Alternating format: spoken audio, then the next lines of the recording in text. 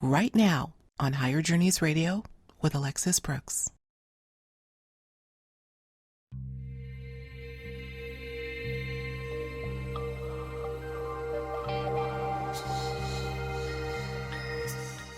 When you hear the word transparency, what thoughts immediately come to mind? Transparency in government, politics, or in corporate culture? These days, it's about the lack of transparency in all of the systems we consider to be official and authoritative. But what about individual transparency, spiritual and soul-level transparency? And what if the key to personal and collective power is attained through the cultivation of transparency? Best-selling author and renowned intuitive Penney Peirce, whose latest book, aptly titled Transparency, Seeing Through to Our Expanded Human Capacity, lays out a distinct and elegant thesis on how we are on the threshold of a whole new mode of living and how our ability to fully transform lies in our willingness to embrace and embody a transparent way of life. Well, today we've got back one of my and your favorite guests, and that's author, researcher, intuition expert, and my friend, Penney Peirce. And today we'll be diving deep into her brand new book, Transparency.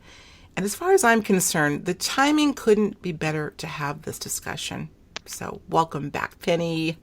Oh, it's so good to be back. We always have such fun. I know. It's, and as you know, we were just chatting offline and we said, if we don't get this thing started, we're never going to get the show done. So let's just continue the conversation. So much to talk about.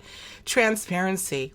You know, I can't help but think that the timing of my interviewing you is nothing less than synchronistic, given the title of your book, Transparency, and at least two major stories that are still breaking within the mainstream media as we speak. And that's one, the exposure of sexual assault and harassment on a grand scale, the story that refuses to go away.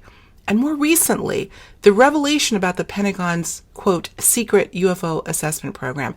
You know, it seems we're now living in an age of greater transparency, whether we like it or not. What do you think of the timing of these two major stories, Penney, within our mainstream news as it relates to an age of transparency?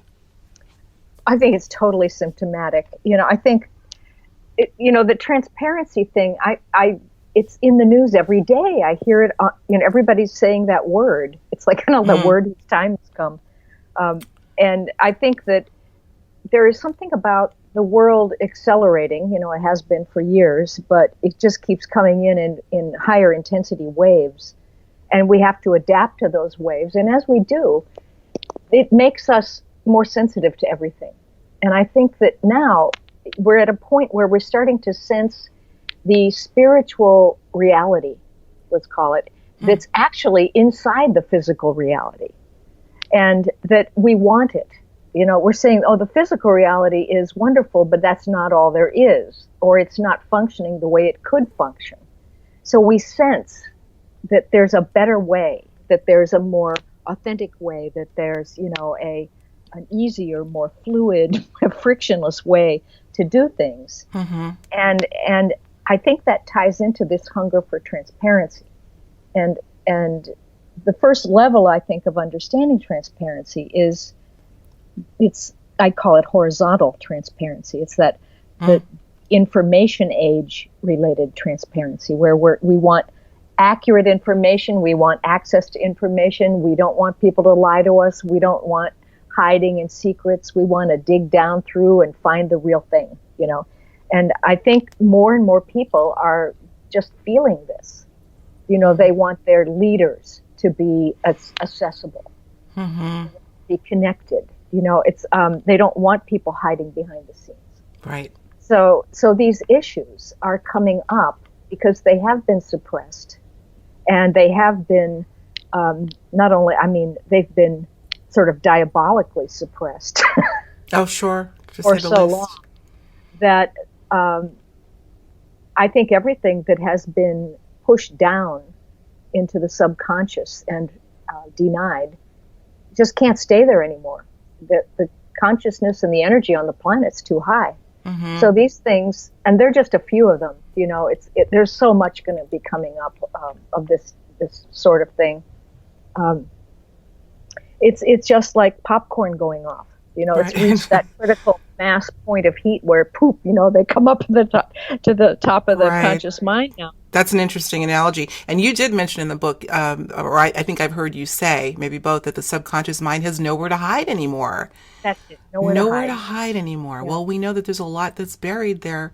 So if that's the case, by default, there's going to be a bunch of popping going Yes. on. Yeah. Yeah. And I think there are going to be a lot of, what they call, cover-ups, right? I mean, look, the Pentagon Papers thing is coming up now. There's, stuff from previous presidents and what they did, all tying in. And I think we're going to see a lot this year, especially in 2018, a lot of dirty secrets really coming to the fore and tying into other secrets and tying into other people. And it's going to be like this kind of spider web of interconnections. Interesting. This is something that I had planned on asking later on down the road, but I'm going to ask it right now. What on earth or beyond is driving this right now, you think? What or who? Is it us? Them? Well, I think it's the frequency level of the planet itself. And I know these waves are coming from somewhere, whether it's somewhere probably in some way physical and just slightly beyond physical. But there is this acceleration, and that the frequency level of energy itself is what's driving this. Because as it increases, the vibration of our body increases, which means the vibration of our emotions and feelings increase, which means the vibration of our mind increases. And at a certain point, I think, we start vibrating beyond just the level of the left brain. Mm-hmm. The left brain all by itself is actually fairly low frequency. It's all about separation, categorization, definition, language, and it's kind of the last hurrah of making something conscious. But interesting. So we've gone beyond that. So it is no longer able to be the boss, the leader, and too much left brain. If you identify with it, that's ego. Mm-hmm. Oh, of course. Right. So as it starts to fade in its importance because there's a higher frequency taking over, then we have this thing called ego death, which is, unpleasant because it feels insecure to so many people. And yet the new thing that's coming in is the right brain, the heart, the whole body itself, the field of energy that we are spiritually. We are the soul. We're not just a body. Oh, sure, of course. We're seeing ourselves now as the soul. Now, here, not in some future time, right? Not in heaven, but right now, it's integrated into the fabric of our daily life. And, that's what transparency really is. Right. Beautifully said. Well, I think what you're alluding to, Penny, is that part of what you said is that this movement that we're seeing and this, obviously this greater need for transparency, which I think people have probably always wanted, but this urgency now, and what is actually happening, the result of that we've got skin in the game. In other words, we're part of why this is happening. And yet I think if you were to look at this en masse, it would still seem somewhat unconscious in us. And yet we're still responsible for this surfacing, right? Mm-hmm. So it would seem that, like I said, who or what is triggering this? Well, I guess the answer is us, but it's just a natural flow in the next evolutionary scheme of things. Yeah, I think it's the natural progression of consciousness to higher levels of frequency, where as that happens, we become more collective in nature. We start to feel interconnected with all other beings, which then, if we're interconnected with everybody else, then we have access to everything they know. That's right. Right. And so then our pool of knowledge that we have to pull from in terms of what's available to us to know is ginormous. There's a word, ginormous. There's no limit to it because, and then we become, if you look at what's your body and you keep going up and up in frequency, pretty soon you realize, hey, I'm the whole unified field at some level. That is my body of knowledge. Sure. That is my body of energy. And then we realize that we have, like a zoom lens on a camera, we're actually spherical beings that move our sphere in and out through this huge body of knowledge and encompass different amounts of knowledge at different moments. And we move freely through this so that we're not fixed. Mm-hmm. We can have a very tight physical focus if we'd like to do that. We can have a huge, big open, Akashic record vision if we want, or intergalactic vision if we want. And it's all about where we place our attention. Mm-hmm. You talk about that all the time. Mm-hmm. And I wanted to ask you about the attention. We'll go there later because I have so many questions. You talk about the Akashic record and having ultimately access to that. You and I were talking offline, and you admitted you were a big fan of Ancient Aliens, as am I. Yes. And I think they did an episode, I believe it's in the current season, on the Akashic and how we have access through this continuum of consciousness. We're all on that. In that playing field that we can basically, we're in the sphere. We can get anything we need when we need it. I don't know if you've ever listened to Cryon, the channelings that guy does. I'm somewhat familiar. But his being, or I guess it's a collective consciousness that comes through him, talks a lot about this thing called the innate, mm-hmm. which is a kind of energy body that we all have that is, it's beyond our brain. It really holds our Akashic records. It has total access to it. It is really responsible for evolving us back into total memory of who we are. And it is, it's kind of what would you call it? It's like that helicopter brain, that takes care of us. And so I think we all have within us the inner blueprint of the sort of highest realm, or what I would call the new reality, the new intuition age reality, and what that's going to feel like, how it's going to behave, how it's going to act when things are based on spiritual universal principles. Mm-hmm. That's there in every single person as a core inner blueprint. And then in addition to that core inner blueprint, we have our own little unique individual inner blueprint that we're using in this lifetime to, I always say we're built for something. Each one of us is sort of naturally built to do certain things, mm-hmm. Like be a radio host or an interior designer or a writer or whatever, and so we work off both of those. Mm-hmm. Absolutely. They coexist. I would agree with you. Before we leave the ancient alien and the alien thing and the UFO thing and all that good stuff, and I'm not being facetious here, this is heavy. What happened recently, for whatever it was or wasn't, Penney, and this whole idea that we're moving into a new age, an age of transparency, not only with each other, but of other realms. What are your thoughts on what this announcement, to whatever extent it was accurate, inaccurate, a little bit of the truth, a lot, but from a metaphysical standpoint, what, in the timing of it, I'm trying to get to the heart of this, what did that announcement mean for you in context with what we're talking about right now? I think it's it's kind of like a hole poked in a piece of paper that you can see the light coming through. It's like a beginning of a revelation that, because they didn't really allow it to come through 100%. It's the same way with the JFK material that was coming in. Oh, that was going to be all released, but not really. Not really, yeah. And so I think that these are tantalizing hints about higher truths, because the real higher truth is that there have been beings coming to this planet for eons to and I'm a very big fan of Zecharia Sitchin and all of that kind of thing as well. And that probably all of our ascended masters are really related to these beings, and they're all interconnected.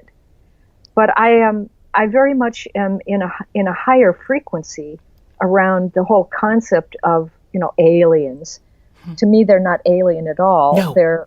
They're higher versions of our own consciousness that we've forgotten. They're like our brothers and sisters that are just here to help and not come into the physical plane all the way, but sort of like angels in some ways, I guess.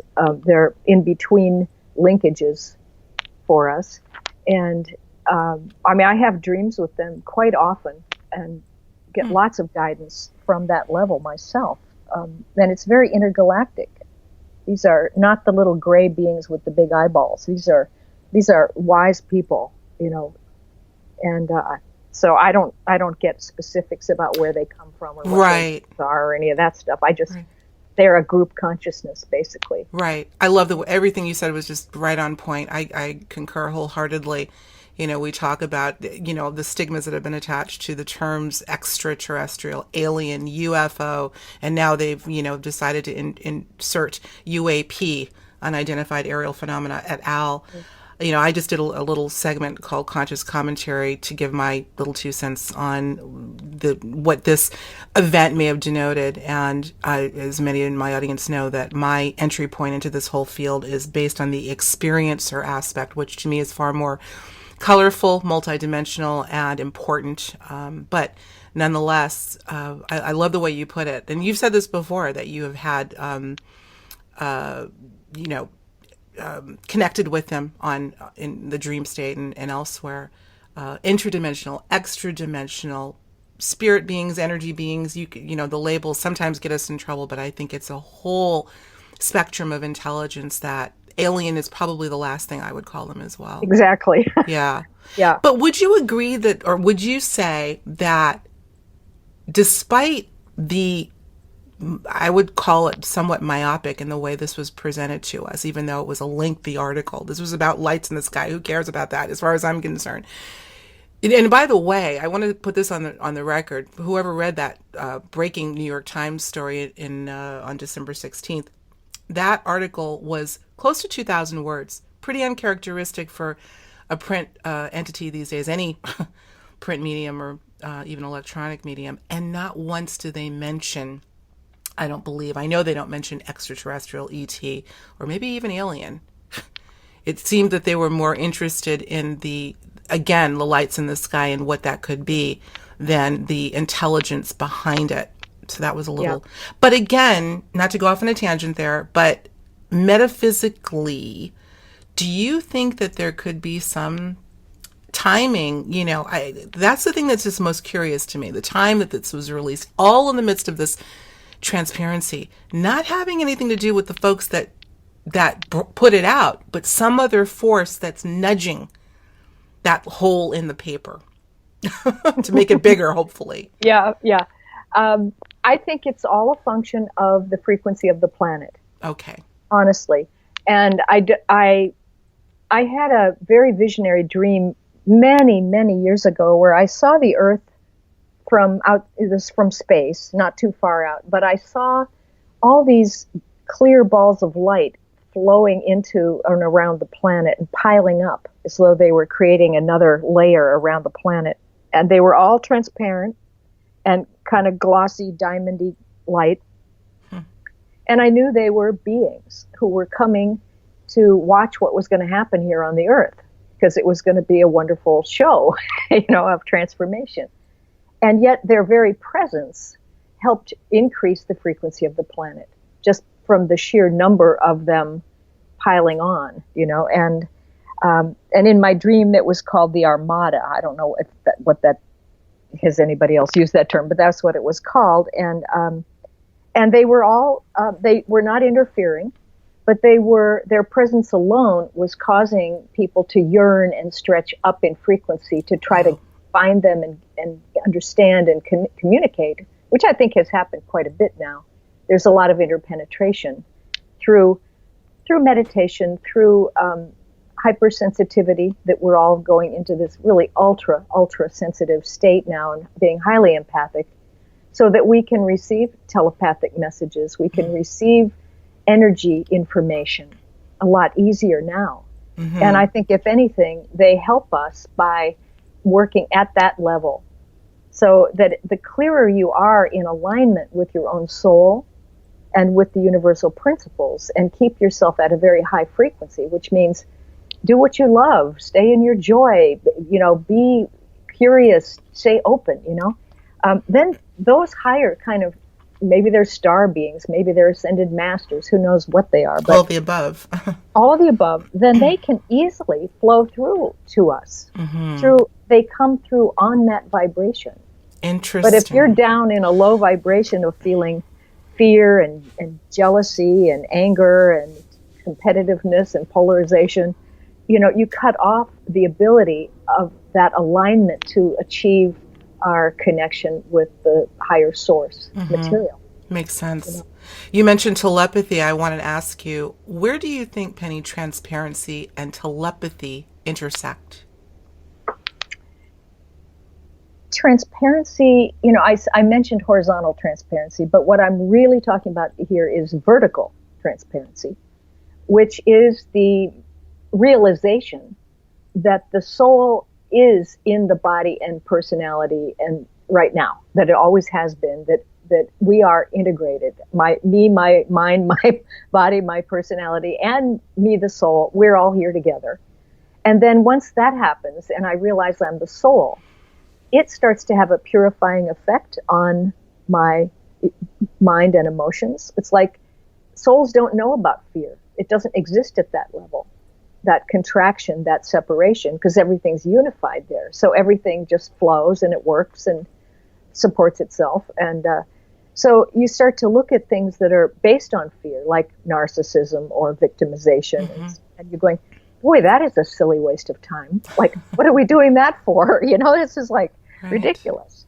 And so this is still to answer your question. So we get to this point where we get rid of that clutter, that stuff that seems so ridiculous, because we really don't need it. It's blocking us. It's wasting our time here on Earth, which is for creativity. It's really to understand that we can bring ideas through and make them happen, and then dematerialize them and have fun here.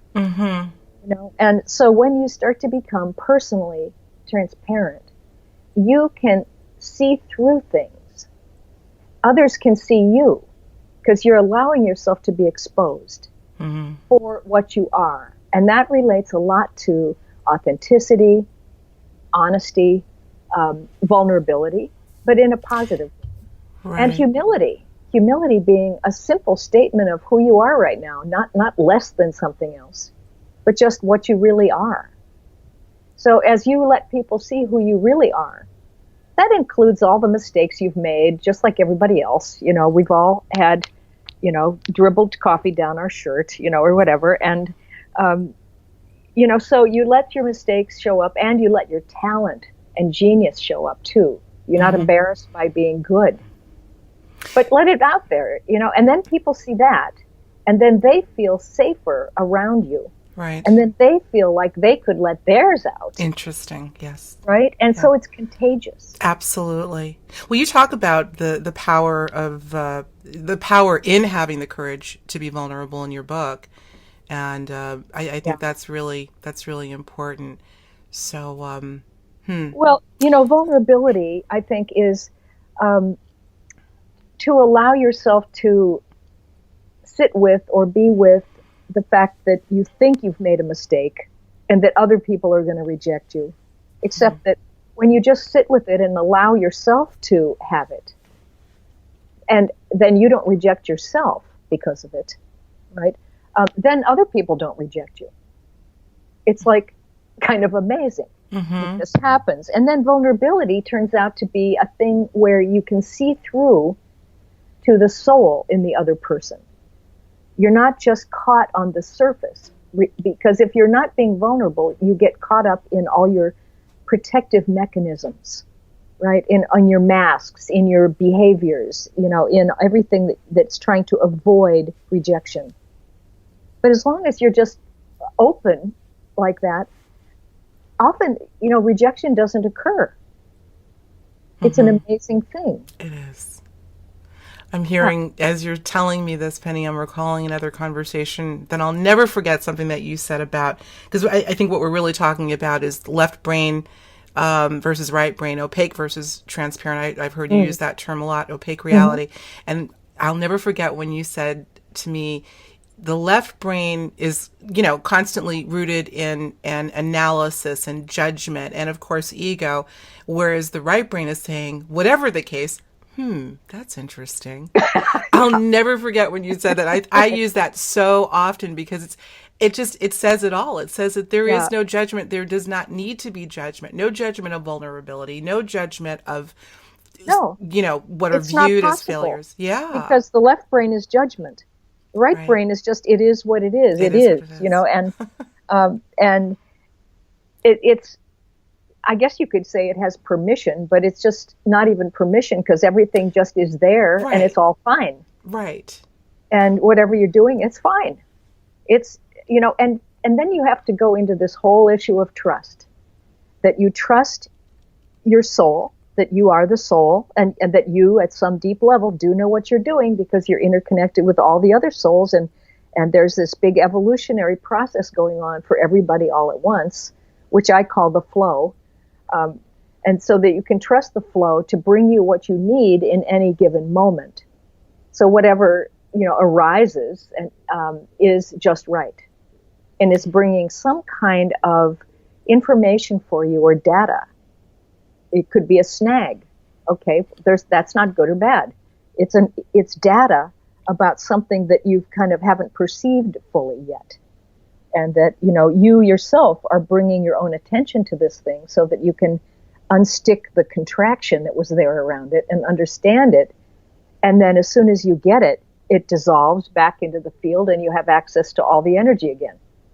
And it's, that's what this time period, I think, is all about, is this clearing of the clutter of the stuff that's just simply in between our consciousness here and the whole total unified field consciousness, which is our home, basically. That's what we come from. Wow. Something to chew on for sure. We're giving up the idea of being limited. Yeah. I'm thinking about a lot of different things, but you've given me something, me personally, something to chew on. So interesting. Let's talk about honesty. That's a prominent theme in your book. Many are now familiar with the idea of what Mary Rodwell calls the new human. In fact, she wrote a book by that title, The New Human, or The New Children, the crystals, the indigos, star, whatever you want to call them. But one of the primary features, Penny, of these exceptional humans is their ability to be transparent. Not only their ability, their need. And this is an extremely awakened part of their existence. They can't live any other way. Do you feel that these new humans are here in part to usher us into a greater sense of mass transparency?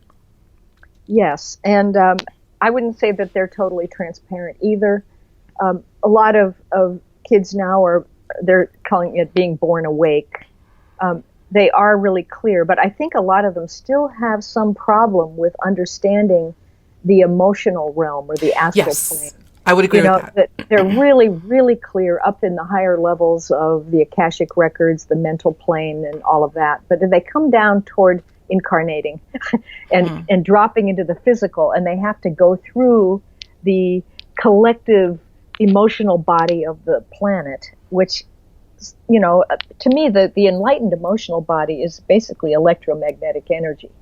It is, higher sense of feelings of compassion and that sort of thing. But the lower level has got all this polarity and oppositional consciousness going on, and because fear creates that separation, and it creates shoulds, because if I don't do this, then this other thing will happen, and you get caught in that rocking, in that sloshing as you start to come through it, if you don't understand how to stay calm and centered. And so they have to learn, these beings, and we do too, though, but have to learn the stabilization process of being able to move in and out through that level of agitation. And a lot of them have tried to jump over that level. It's like, I'll come down here and then I'm going to leap the fence and try to get into the world without having to understand this. And then, of course, they get super disoriented. They have rageaholic problems. They've got, an autism, to me, is another thing. I was just going to bring that up. Oh my gosh. Well, where it's a very high consciousness and also extremely compassionate. but it's a kind of frequency that we haven't quite reached yet as a, mass culture, or even a hundredth monkey kind of level.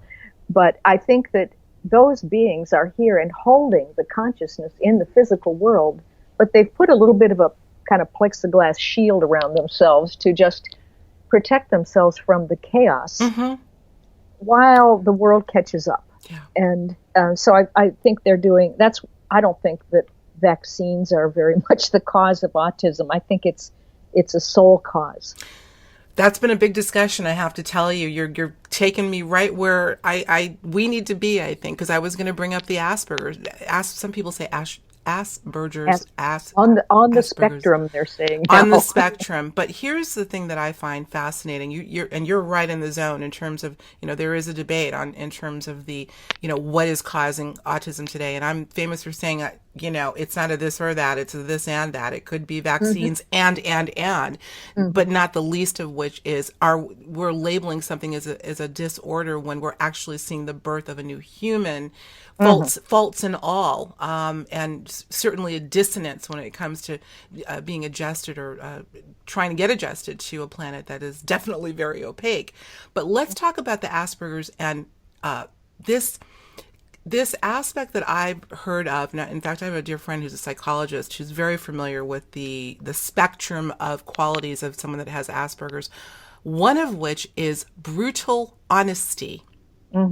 She said this to me many times. Alexis, these individuals don't know how to lie. So this is whether you would call that, I think you call honesty a close cousin to honesty, if I'm not mistaken, in your book, right? So there's a link there. And it's interesting that you're seeing these qualities, particularly the honesty, even at the point of insulting if they need to. And those with I think Asperger's. That's a symptom of not understanding the emotional body.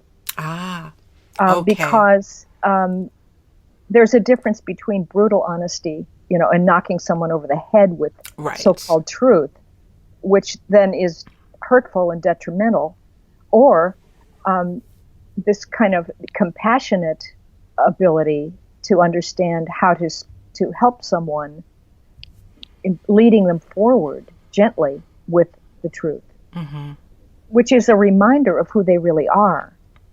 But, I think that the higher frequency beings, and I think we all find this as we go into higher vibrations ourselves, our first reactions often are that we can't tolerate the lower vibrations.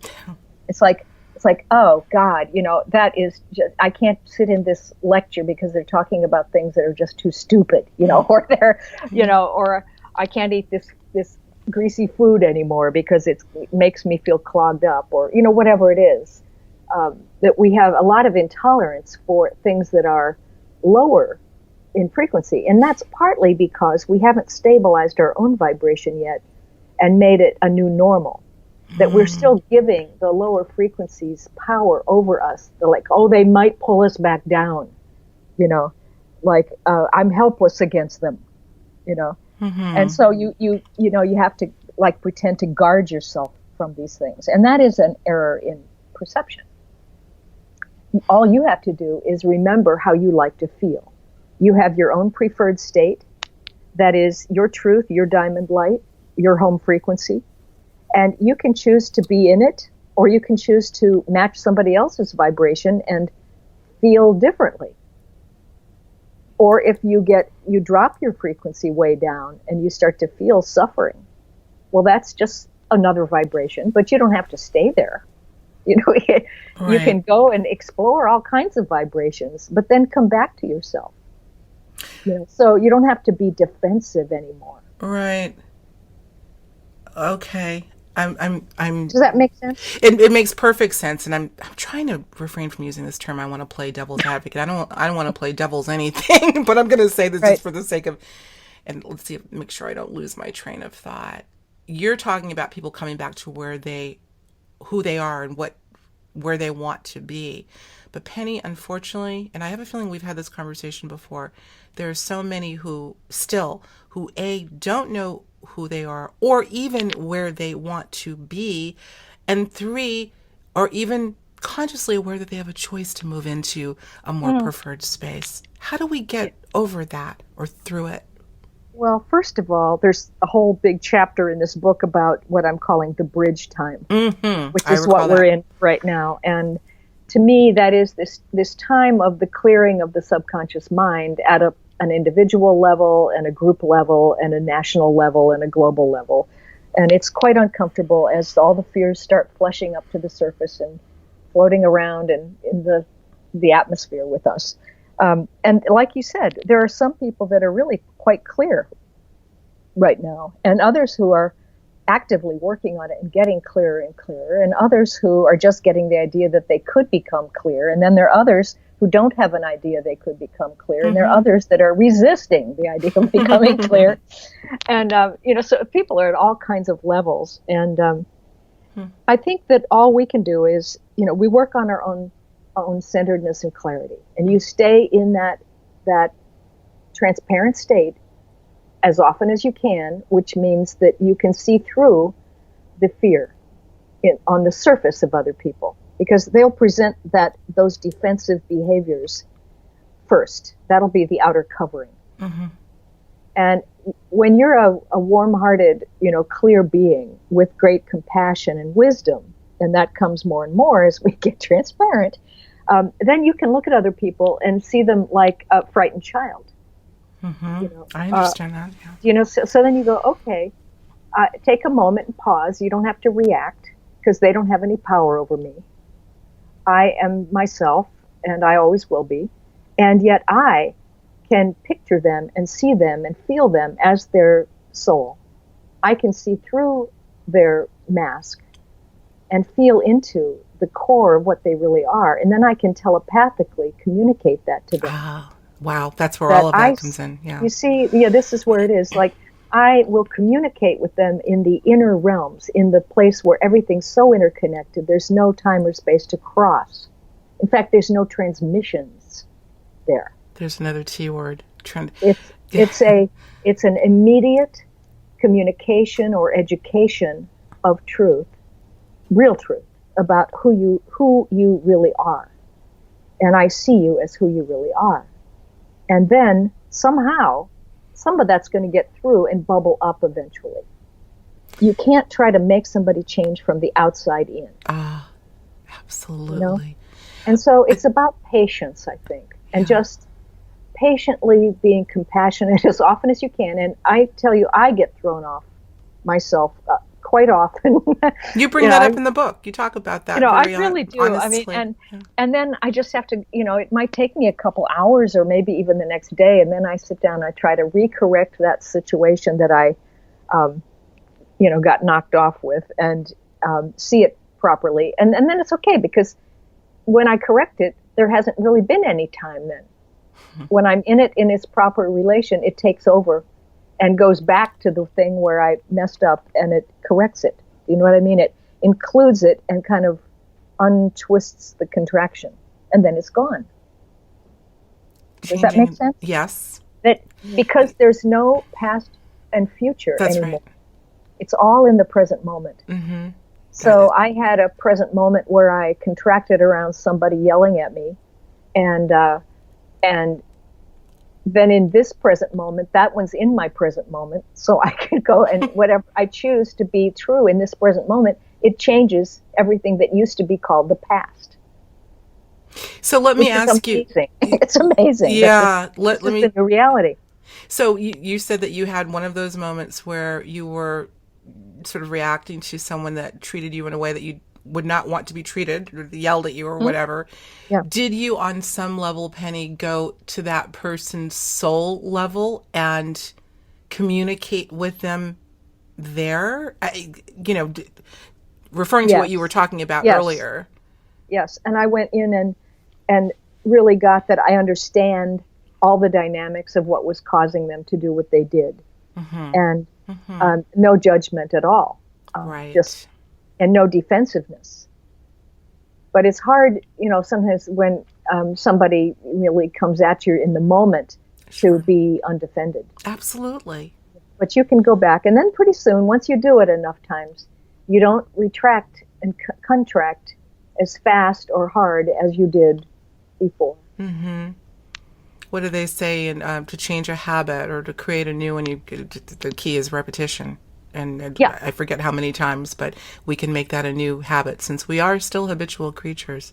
Yes. Well, a lot of what you're saying to me, Penny, about this new way of living, this new reality, that was really always here to begin with. I feel there's a lot of alchemical principles I'm hearing come out. And, as I was contemplating your book, a thought occurred to me, and I'm going to call this the 3 T's. Transparency begets transmutation, begets transformation. Does that make sense? Mm-hmm. Transmutation being the alchemical aspect. Yeah, they're all pretty much the same words for the same deep experience, I think. But it seems like transparency is a trigger that attracts the ability to alchemize a situation, like the argument that you got into, that you can now change into a calmer situation, right. Both changing the past and going forward as we perceive the forward to be. And then that, as I'm saying, begets ultimate evolutionary transformation. True. But I think every time you can transform from a linear perception reality into a spherical and holographic reality, which is what my book Leap of Perception is about. But every single time you do that and you reassert your home frequency, you reassert the reality of everything all being in the sphere with you at once, and there's no outside world, and everything's interconnected and all that, then you become more transparent. So that transformation experience creates greater transparency. Then the transparency makes it easier for you to, That's cyclical. It's like the chicken and the egg cyclical thing. Yeah. Exactly. And the other thing I wanted to mention is, because I put this in the book, is that part of that experience of transparency is that you really do see through polarization and oppositions and things like that, because you're starting to see unity. You're starting to see revelation about this. And I wanted to just read you, this little paragraph that I have here about how transparency, and this is in the very beginning of the book, it's about letting go of everything and receiving everything. It's about the irony of having no ego and an amazing personal presence, of not being intellectual and being a genius, of not needing to rescue the sufferers of the world and being a powerful force for healing. It's about how becoming transparent empowers the good while seeming dangerous, how it lets you be empty and spacious while being full, and free while also belonging.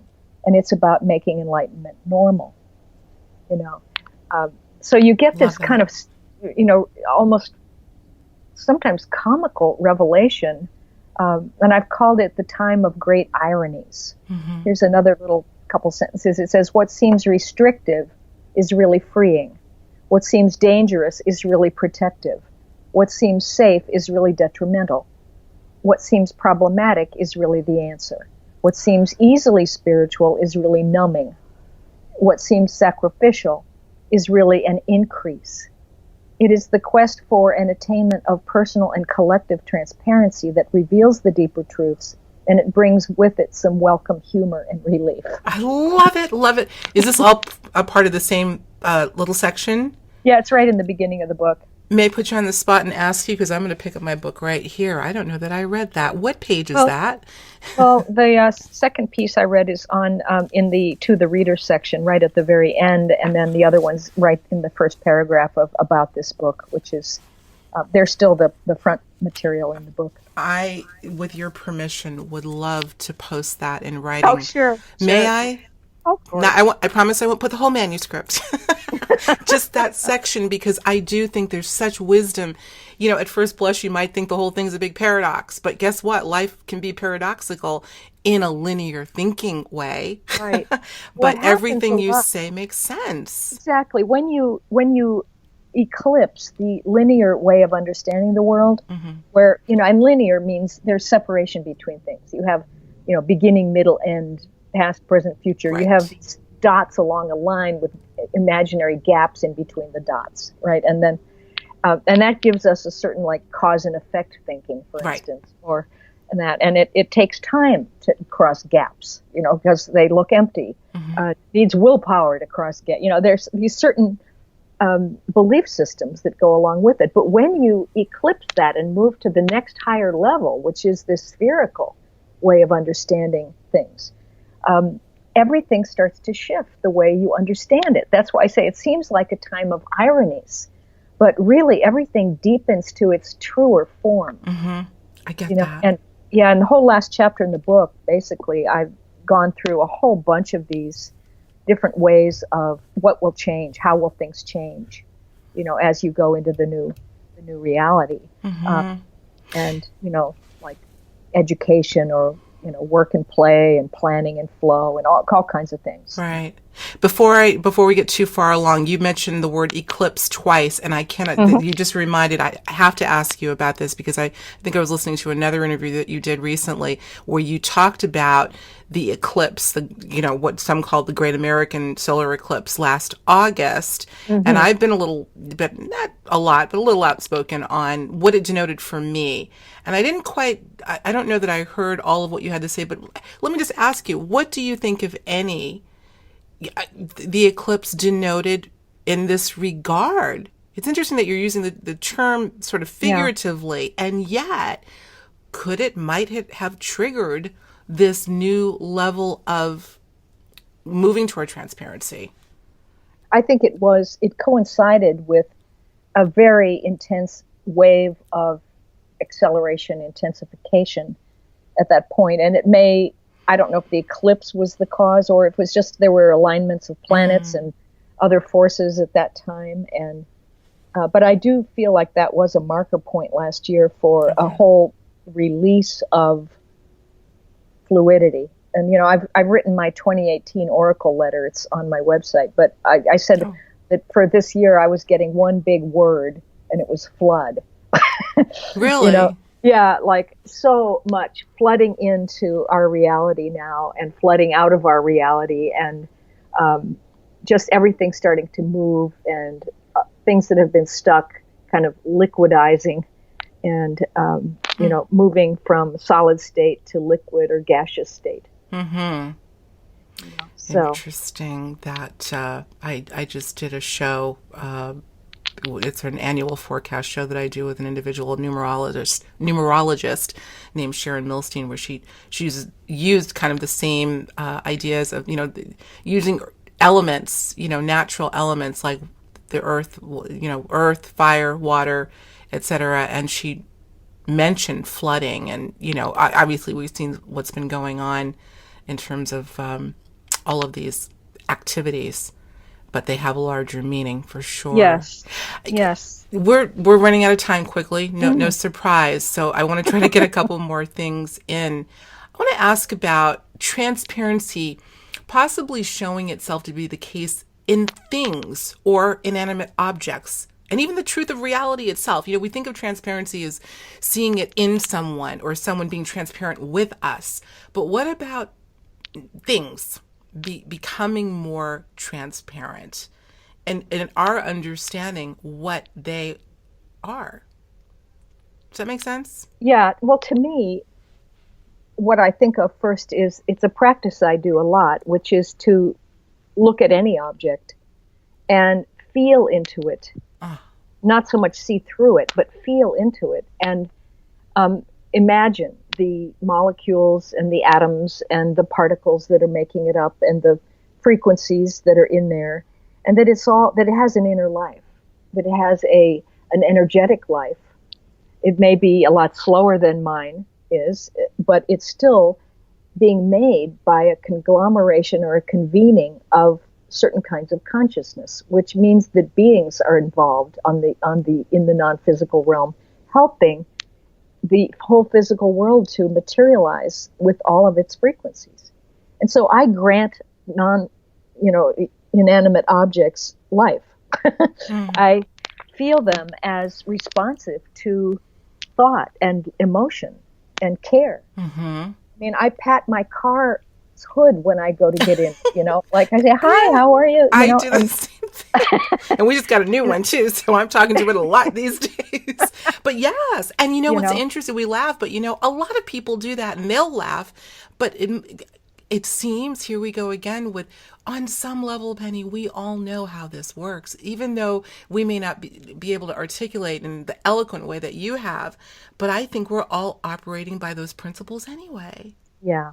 So, I mean, first we learned that plants had a consciousness. Yes, and I just saw this wonderful Nova show called Bird Brain about how birds actually have emotion and they think so much like people. Yeah. They solve problems. It was amazing to watch it. So, I mean, the arrogance of thinking that we know so much, it's ridiculous. But I think that there's something else that kind of relates here, and that is the whole AI movement and the development of technologies that are being done by purely left brain kinds of people. Where, I saw on one of the newsletters I get that they were talking about the future, and the future is exponential. It's the exponential age. And I'm thinking, that's still linear thinking. Of course it is. It's right. It's like the line is just going to go up real fast, but it's not the intuition age where the whole reality shifts its functioning to be almost like instantaneous and magical.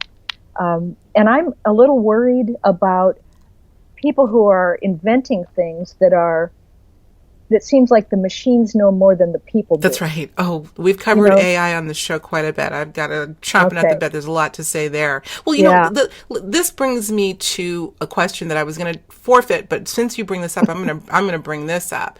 We think about, and it's no secret that artificial intelligence is something that they speak about very openly, but there is clearly another discussion in the subculture about the nefariousness of AI and the agenda that's attached to it. And that people go back and forth. I've discussed that on the show. So it brings me to this question, Penny. Do you think, on the not so good side of things, that there may be some that are purposely trying to keep us from being transparent and from being, for goodness sakes, human, and not to mention the evolution of humanity through things like AI? That wasn't my initial question, but that's what triggered me wanting to ask you. Is there someone or something trying to stop this movement that's burgeoning for sure? I am not one for conspiracy theories in particular, but I think that those kinds of things relate to this process of ego death. And again, back to the acceleration, where the natural process, the real true process of acceleration, is to transform human consciousness and to also bring up the consciousness of animals and plants and everything, going up a level into more sensitivity.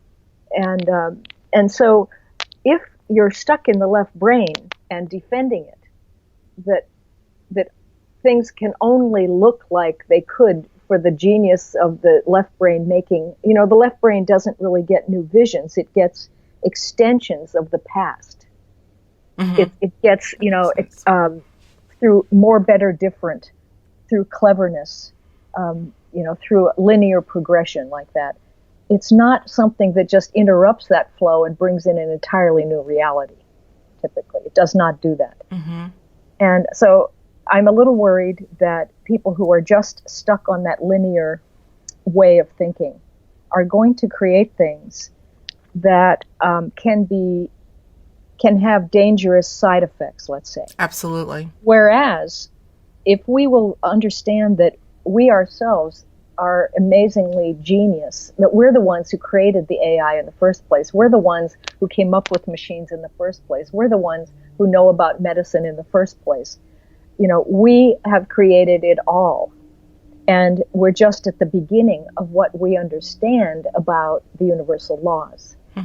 But we have our own capabilities. That's why the subtitle of my book is Seeing Through to Our Expanded Human Capacity. Right. And it is about, we are telepathic, we are precognitive, we have access to the whole collective, imaginal realm where every variable can be combined in any combination and make all kinds of new stuff.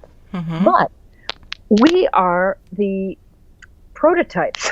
We ourselves have the expert set of skills.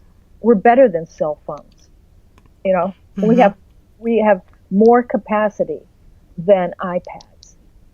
Absolutely. To do it with, and the gadgets are then just there for implementation. Right.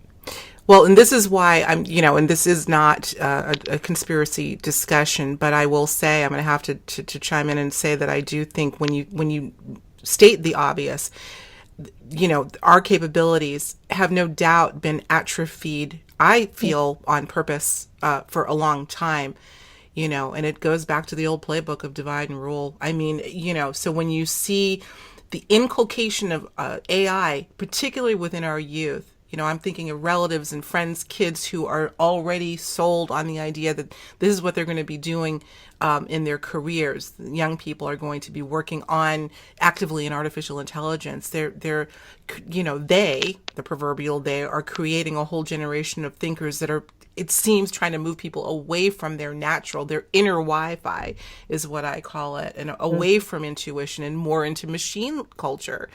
So I think we need to be cognizant of that. I really do. I think we're going to have to, those of us that understand the greater dynamic are going to have to be very dogged about keeping transparency alive. Well, it also has to do with educating the new soul groups that are coming in about the emotional body and about compassion and about the incredible advantages of coming into three-dimensional reality and experimenting here. But bringing spiritual truth into this reality and watching it transform. Here. Yeah. I mean, I think there will be a backlash against the just machine reality. I think it's going to be about an experiential backlash, that people are going to want to get their bodies involved, their senses involved. They're going to want to do things directly without intermediaries. And I don't know exactly when that's coming, but it feels like now, if anything is helping direct that, I would say the intergalactic beings are very much going to help with that. That's a great thing. We have a lot to look forward to in 2018 and beyond, I'd say. Yes, I think so. It's going to be, it's going to be hell on wheels. And exciting.